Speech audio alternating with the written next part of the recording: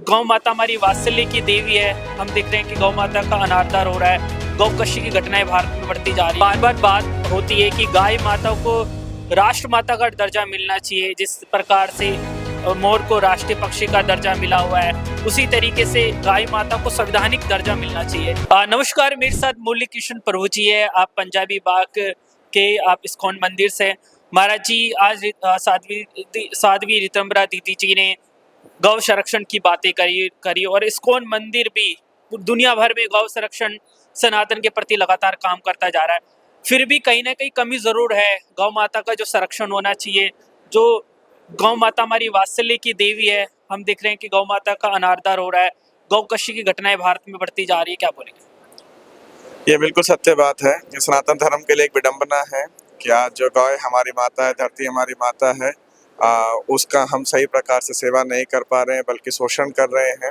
तो निश्चित रूप से जागरूकता हमें करने की आवश्यकता है और आज का कार्यक्रम उसी का एक बहुत अच्छा सम्मेलन है ये, जिसके द्वारा लोगों में जागृति लाई जा सके। जिस प्रकार श्री कृष्ण स्वयं भगवान होकर के गौ माता गायों को चराया करते थे ब्रज के अंदर, और जो है भगवान रामचंद्र सभी क्षत्रिय गायों की रक्षा करते थे। ऐसा बोला जाता था, धान्य न धनवान गवयो धनवान। जिसके पास धान है, अनाज है, और जिसके पास गाय है, वो असली धनवान है। आज हम देखें, जैसे हमारे पास एलपीजी की दिक्कत है, लेकिन अगर गाँव में जाएंगे किसी को फर्क ही नहीं पड़ता है, क्योंकि गाय से गोबर मिलता है, बैल से अनाज मिलता है, तो उसे संतुष्टि होती है। तो वो एक सेल्फ सफिशिएंट इकोनॉमी का जो फॉर्मूला है, हमारी वैदिक इकोनॉमी जो थी, वो गाय और बैल और धरती के आधारित हुआ करती थी। तो निश्चित रूप से हमारे सनातन धर्म के सदस्यों को बहुत प्रयास करना है कि हम अपने वैदिक सभ्यता को दोबारा जागृत कर सकें और उसको, उस संस्कृति को अपना सकें। प्रभु जी, बार बार बात होती है कि गाय माता को राष्ट्र माता का दर्जा मिलना चाहिए। जिस प्रकार से मोर को राष्ट्रीय पक्षी का दर्जा मिला हुआ है, उसी तरीके से गाय माता को संवैधानिक दर्जा मिलना चाहिए। क्या आप इसको मानते हैं? अगर ऐसा होगा तो निश्चित रूप से भारत के उत्कर्ष के लिए ये बहुत अच्छी बात होगी। तो निश्चित रूप से ऐसा करने का प्रयास अवश्य करना चाहिए।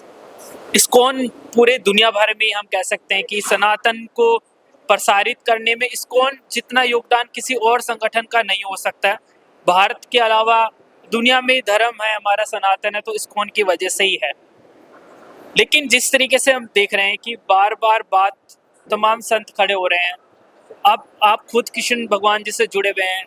कृष्ण भगवान जी की जो जन्म स्थली है मथुरा, वो चाहते कि कृष्ण जन्मभूमि पर जो अवैध कब्जा हो, उसको मुक्ति के लिए भी लोगों को प्रयास करने चाहिए, जैसे राम मंदिर के लिए करे गए थे। आपको क्या लगता है? निश्चित रूप से कई सदस्य प्रयास कर रहे हैं, डायरेक्टली इनडायरेक्टली।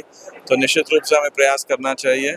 हमारा एक मत और है साथ साथ कि जन्मभूमि के साथ साथ जो कर्म है, जो शिक्षाएं हैं, वो भी हमारे सनातन जो सनातन धर्मावलंबी हैं, पंथी हैं, उनको जानना चाहिए। यार, विडम्बना की बात ये है, एक विडम्बना है, बुरा नहीं मानिएगा कोई भी, कि हमारे सनातन धर्मी है, लेकिन उनसे पूछें गीता के कितने अध्याय हैं, हमें नहीं जानकारी होगी। हम पूछेंगे रामायण में कितने कांड हैं, कितने श्लोक हैं, हमें नहीं जानकारी होगी।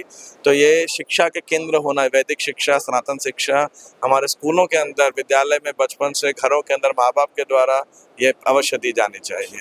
तो तब स्वाभाविक जागरूक होगी। एक तरफ से हम जागृति करने का प्रयास करेंगे, लेकिन दूसरी तरफ हम देखते हैं मीडिया या सोशल मीडिया के ऊपर, या लोग जो है बिना जाने सनातन धर्म के ऊपर अनेक प्रकार के लोगों की श्रद्धा को, लोगों के विश्वास को, लोगों के लॉजिक को अंधविश्वास बता करके उसको दकियानुसी बता के कट किया जाता है। महाराज जी, एक बात जो देखने को मिली है, जो इस्कॉन से जुड़े साधु संत है, जैसे कि आप हो, आप लोग बहुत मुखरता से अपनी बातों को नहीं रखते, जैसे कि सनातनी रखते हैं, कट्टर जो हम कह सकते हैं संत रखते हैं। और जो आज का दौर जो चल रहा है, हिंदुओं के सामने बहुत सारी चुनौतियां हैं एक विशेष वर्ग की वजह से। तो इस्कॉन का हम रोल देखते हैं कि बहुत सॉफ्ट रहता है। इस्कॉन का रोल बहुत उग्रता से ही हम कह सकते हैं कि बहुत साफ साफ शब्दों में इस्कॉन की तरफ से कोई बयान नहीं आते हैं। जैसी आवश्यकता होती है, समय, स्थान और परिस्थिति के अनुसार, जैसे आप देखेंगे बांग्लादेश के अंदर है, तो जितनी माइनॉरिटी एसोसिएशन, चाहे वो हिंदू है, बुद्धिस्ट है, क्रिश्चियनिटी है, तो वहाँ पे जो उसका मुख्य शीर्ष नेतृत्व करने वाले इस्कॉन के भक्त ही हैं। तो जिस प्रकार का स्थान है, जैसी आवश्यकता है, उस प्रकार का जो है आचरण आपको स्थान के अनुसार करना होगा। हम हर जगह केवल शस्त्र से या हर जगह केवल शास्त्र से बात नहीं की जा सकती। तो आपको different strokes for different folks जैसे हिंदी में बोला जाता है, और हमारे शास्त्र भी हमें ये सब बात बताते हैं। तो इसीलिए जो है जैसा स्थान वैसा हम जो है उस हिसाब से शास्त्रों की उन शिक्षा को हमें अपनाना चाहिए। प्रभु जी, आपने लंबी बातचीत करी, आपका बहुत बहुत धन्यवाद।